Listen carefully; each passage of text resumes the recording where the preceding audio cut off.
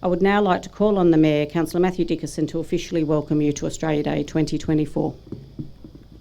I had written him a letter, which I had, for want of better knowledge, sent to where I met him down the Lachlan years ago.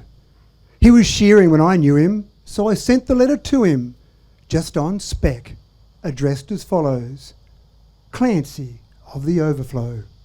And an answer came directed in a writing unexpected, and I think the same was written with a thumbnail dipped in tar.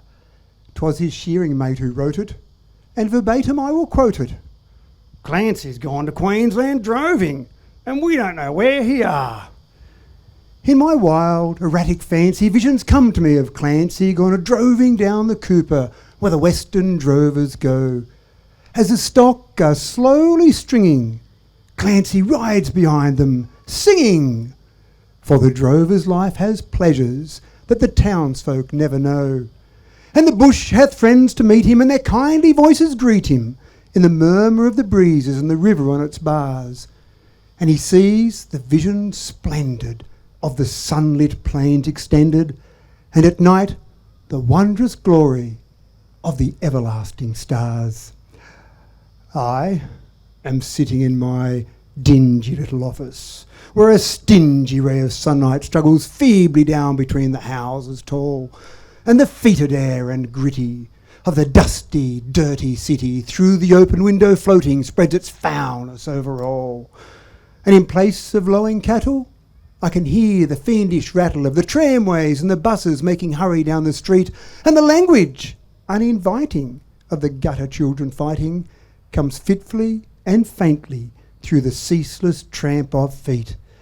And the hurrying people daunt me, and their pallid faces haunt me, as they shoulder one another in their rush and nervous haste, with their eager eyes and greedy, and their stunted forms and weedy. For townsfolk have no time to grow, they have no time to waste. And I somehow rather fancy that I'd like to change with Clancy, like to take a turn at droving where the seasons come and go, while he faced the round eternal of the cash book and the journal. But I doubt he'd suit the office.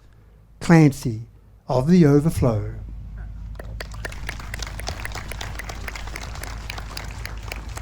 Thank you. When I was thinking about what to do for Australia Day 2024, I was actually down on Mayoral and I ran into some French tourists, and I asked them what they were doing in Dubbo. And they were on Mayoral, out near the river, along the riverbank, and they said, why would we want to be anywhere else in the world? Isn't this a beautiful location to be? And on this Australia Day 2024, it's not just a chance to reflect on this nation, on this wonderful people, but it's a chance for us to reflect on this city, this wonderful location we have. And so I chose that wonderful poem written by Banjo Patterson back in 1889 for its vivid imagery, for its wonderful scenery that it describes, and that classic battle of the bush versus the country. Now, things have changed a bit since 1889, but I think that battle still goes on with the city, and here, somewhere like Dubbo, the beautiful, idyllic area that we have here in Dubbo. And during the pandemic, we had a strange phenomenon happen. Obviously, tourism would cut down everywhere for a period of time while restrictions were in place. But when restrictions started to be loosened and people couldn't travel overseas, but they could start to travel out of Sydney, for example, we found this incredible boost in tourism to regional locations, in particular Dubbo. 2022, we saw a 47.5% increase on tourism on the previous year. We saw a 27.5% increase on the best year we'd ever had in tourism on pre-COVID times. So people started to discover Dubbo. Now, on the back of that, they also started to move here in greater numbers than ever before. Probably the only limit we've got now for people moving out here is the fact that we just don't have enough housing for all these people that want to be here.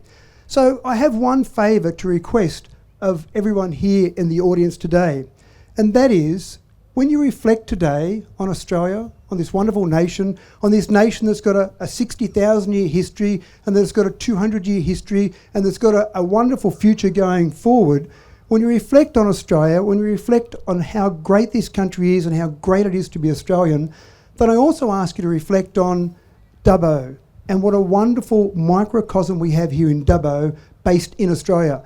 And that charm, that beauty that Banjo talks about in his poem, we're living it. We're living it right now. We're living it every single day in this wonderful city that we live in. So take some time to reflect on that, and take some time to think about people that do travel from Sydney, travel from all over the world, to be here and see this wonderful place here. And as I look out across the audience here today, it does look beautiful, it looks fantastic, and it looks wonderful to see so many people, which is obviously the most important part of Australia and the most important part of Dubbo.